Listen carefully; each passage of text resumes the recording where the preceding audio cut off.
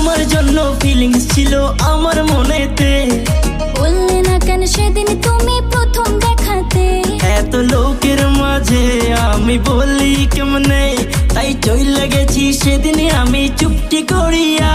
तुम सा कोई प्यारा कोई मासूम नहीं है, तुम जान हो मेरी